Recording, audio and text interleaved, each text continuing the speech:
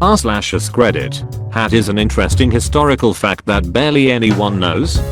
The Persian Empire of the 6th century had a very awesome way of determining how many soldiers were lost in a campaign.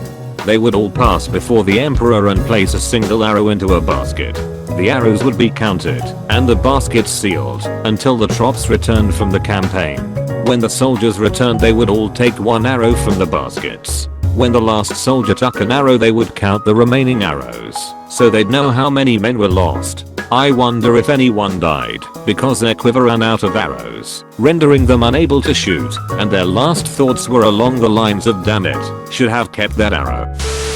During the Cold War, Denmark had an interesting way to catch spies. They'd ask you to pronounce Rojred Medflod, which is a well-known dessert in Denmark, but it's hard to pronounce if you're not Danish, which made spies easy to catch. Try listening to it on Google Translate. The general name for this type of thing is shibboleth, after a city whose name was used that way in the Bible. Shibboleths are interesting to learn about, partly because it's deep cover spycraft, and partly because the words used are always wackadoodle nonsense. In WWII, the Dutch would identify German spies by how they pronounced Scheveningen, a district in The Hague. The Germans pronounced the first syllable as something like the English word chef, while the Dutch version has a guttural sket sound. Americans on sentry duty in Japan would use the word Lollapalooza to challenge people who approached at night. The Japanese language does not distinguish the L and R sounds, making this word an exceptionally difficult tongue twister. According to legend, Japanese spies would often be shot before they finished the word. Americans in Germany were in a difficult position because English phonetics can be pronounced by a German speaker, except apparently the word squirrel for no good reason. American GIs adapted to this by talking about baseball. Where are you from again? Boston? Oh, you must be a big Yankees fan. Albert Einstein was offered the role of becoming Israel's second president in 1952, but declined the offer. Worth noting that president of Israel is more like Queen of England than president of the US. They have a prime minister who is elected and runs the government. It's not like they would just, "Hey, that Einstein guy is pretty smart, let's let him run Israel." That makes sense. I was always like, who the fuck would just say, "Hey, this guy is smart, that makes him a good politician, right?" Well, more archaeological than historical, but this is the internet and you can't stop me. The Hagia Sophia, one of the most beautiful buildings in the world, has some odd scratches inside. For hundreds of years, no one knew what they were, so they left them. It was eventually discovered that they are Futhark runes. Some Norseman far from home, possibly a member of the Varangian Guard, left a message for us, successfully screaming it across 1,000 years by carving it into the one building he knew would never be knocked down. Hafton was here. Winston Churchill ordered an attack on the French Navy to prevent its ships from falling into Nazi hands. The French Navy was considered one of the most modern of the world and a real threat to the British Navy. That's the real forgotten historical fact. Narrator: had the Germans come by sea, the French would have triumphed. Unfortunately, the Germans had tanks. Lots of tanks. The first exoplanet, planet beyond our solar system, was only discovered in the 1990s. I remember all those Time Kids magazines and stuff. Is Planet X real? Evidence of a new planet? One of the survivors of the sinking of Titanic, Violet Jessop, also survived the bombing of its sister ship Britannic and the ramming of its other sister ship Olympic.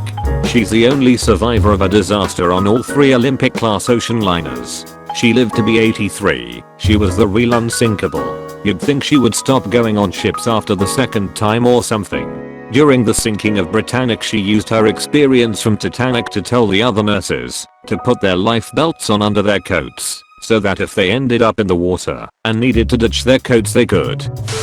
The Battle of Suragari. In 1897 India, 21 Sikh soldiers in an outpost were confronted by 10,000 Pashtun soldier army. The 21 Sikh held off the army for over 7 hours and killed over 600 before losing the post and their lives. Held off long enough for word to get back home and an army to militarize and come recapture the post. Only time in British military history that all men involved in a battle were awarded the highest medal available to them. Another impressive British standoff happened in the Korean War, and actually only happened because of a cultural misunderstanding between the USA and UK. Basically, there were 600 British soldiers pinned down by Chinese troops. When the American generals radioed into them and asked for a status update, they reported back that things were a bit sticky. The Americans assumed that this meant that things were hectic but under control and no reinforcement would be needed. As a result, the regiment climbed up a hill and did a mental last stand against 30,000 Chinese. The 600 of them managed to kill 10,000 Chinese soldiers. Before they were overrun, 500 were captured, 39 escaped, and the rest died in what was a completely unnecessary, if incredibly heroic last stand. The Romans had a lot of festivals, and there was this special one which only women were allowed to attend. Men attending/witnessing the festival in any way, or even saying the name of the goddess, was a crime. One nobleman named Clodius Pulcher decided he wanted to seduce the woman hosting the festival and sneaked in disguised as a woman. Apparently, a slave girl started chatting with him, and when he responded, the slave freaked out because of the deep voice and got him arrested. He stood trial on pain of death, but won, mainly with bribery.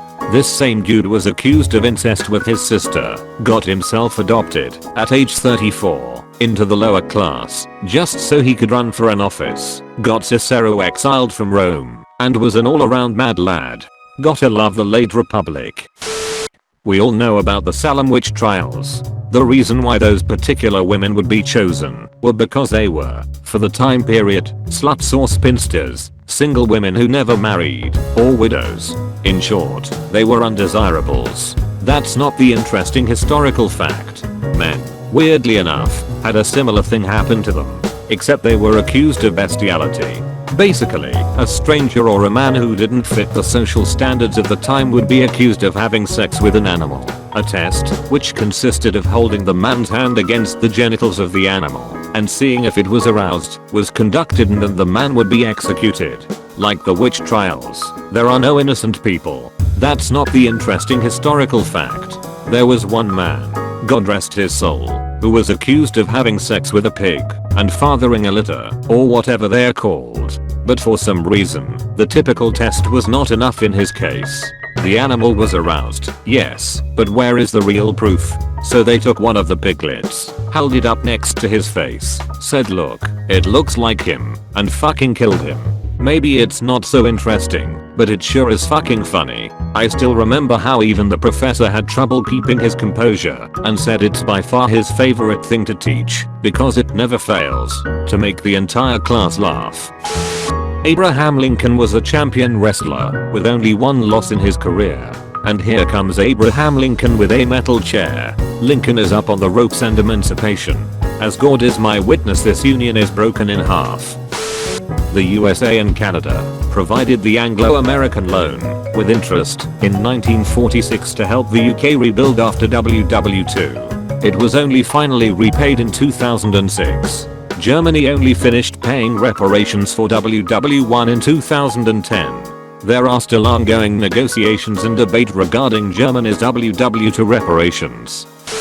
In 897, Pope Stephen VII had the body of his predecessor, Pope Formosus, dug up and put on trial for perjury and illegal papacy. The body was propped up on a throne during the trial, and, after being found guilty, Stephen cut off 3 fingers from the corpse, the 3 fingers used for blessing. That whole thing was a mess. I feel bad for the poor boy who had to speak for Formosus, spending hours sitting next to a rotting corpse, and having to pretend yo talk to it. It's all rather sickening to think about.